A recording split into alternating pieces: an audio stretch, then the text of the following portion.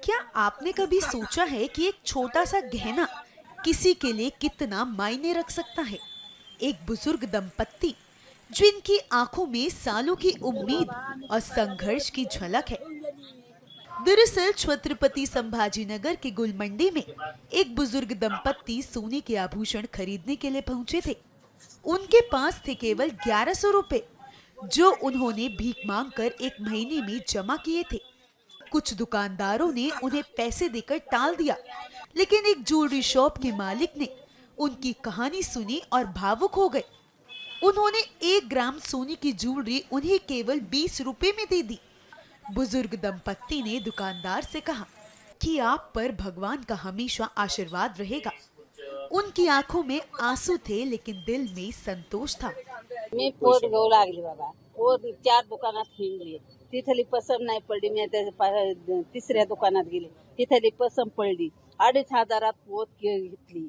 त्यांनी पैसे दिले, त्यांनी 20 रुपयेच घेतले. मी 500 रुपये देऊ लागले, त्यांनी 500 रुपये नाही घेतले, 20 रुपयेच घेतले माझ्याकडून. काय वाटतं तुम्हाला? अशा काय त्यांनी बरं केलं का तुमच्यासाठी? जे केलं तुम्हाला सोबत, आता बरं केलं का कसं केलं आम्हाला काय समजत बाबा. नाही आता काय होतं? तुम्हाला काय वाटलं पैसे घेतले नाही ते? जुवाल मी अचानक खाले 3 रोजापासून. हे काय आहे काय नाही, काय आहे काय नाही काहीच म्हणून. नाही, पण तुम्ही 1-1 रुपया गोळा करता, मागून 1-1 रुपया, त्याच्यात तुम्हाला तेवढी पोत मोफत मिळाली, फुकट मिळाली. तुम्हाला काय वाटतं? ते देवानं तुमच्यावर आशीर्वाद केला का? देवाने गजानन महाराजाने. ते बाबांना कसं काय वाटलं तुम्हाला? काय द्यायचं असं?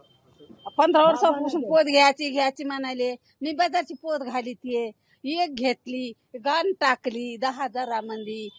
परत हे पडले होते म्हणून त्याच्याने ही केली, तर ही बाजारची घातली 50 रुपयाची, ती ढवळी झाली. दुसरी आणू लागली तर हे असं झालं. कट्या आपल्या खायला तुझं तेव्हा खायला नव्हतं ह्याच्यात.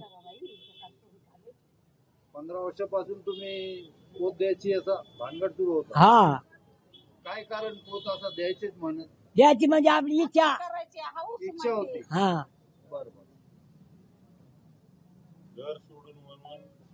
घर सोडून आम्ही वना करायला भिकार मागतो आम्ही. बता दे, यह दंपत्ति जलना शहर के मानता तहसील के एक छोटे से गांव के निवासी है। खेती में नुकसान के बाद वे शहर में आकर भीख मांगकर अपनी रोजी रोटी चलाते हैं। उनके पास बहुत कुछ नहीं था, लेकिन दिल में एक दूसरे के लिए अपार प्रेम और उम्मीद थी। ये जो है ना, एक बुजुर्ग आए थे, हम मराठी में आजी आजोबा बोलते हैं। तो उनको कुछ ज्वेलरी, वो बोले कि मुझे पोत लेना है, और वो पोत लेने के हिसाब से अंदर आए। उनको यहाँ पे स्टाफ ने पोत दिखाया, उनको एक माला अच्छा लगा, एक मंगलसूत्र की महाराष्ट्र में वाटी पहनते, वो वाटी अच्छी लगी। उन्होंने वो 2 चीज़ें ली। मैं ऑफिस में था ऊपर, तो एक मेरे एम्प्लॉय ने मुझे बुलाया, मैं नीचे आया तो उनसे जो बातचीत हमने की वो सब वीडियो में है। और प्रामाणिक बहुत थे, उनको पैसे दे के ही लेना था।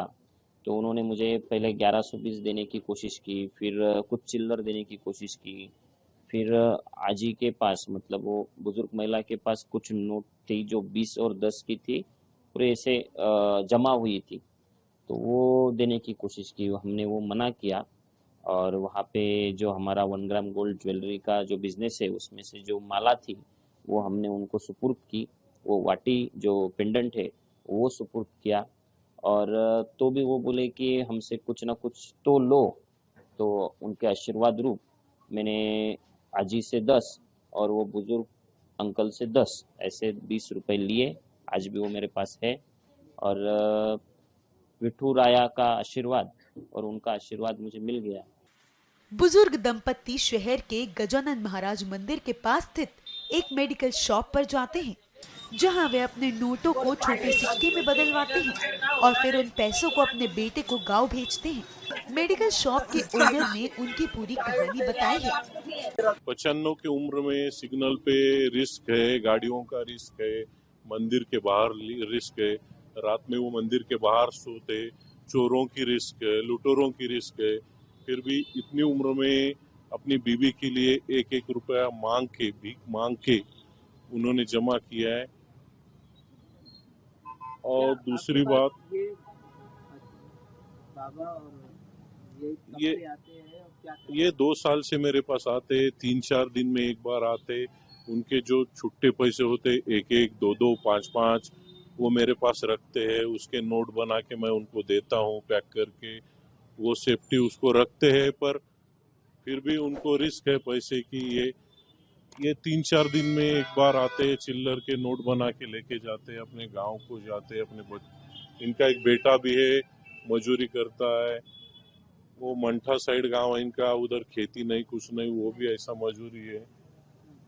इसलिए वो कर्जा था इनका, इसलिए ये औरंगाबाद आए। बच्चे ने इनके कर्जा कर लिया था, इसलिए ये औरंगाबाद आए काम करने के लिए। पर बाबा तो काम नहीं कर सकते, उम्र ज्यादा है। तो इनके दिमाग में आया कि चलो मंदिर के बाहर दक्षिणा के रूप में पैसे ले लें। और वो वैसे ही मंदिर के बाहर पैसे मांगने लगे लोगों से। दिन भर पैसे मांगते हैं, शाम में कुछ उन्हीं पैसों से कुछ तो खाना खा लेते हैं।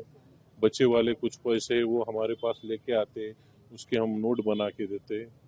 ते काय करते, मग बोलून घेते आणि काहीतरी व्यवस्था करून देते, पैसे देतो घेऊन ये। हा? आणि काही भीती वाटली तर मला सांग। मुलगी कुठे आहे समोर करा ना जरा.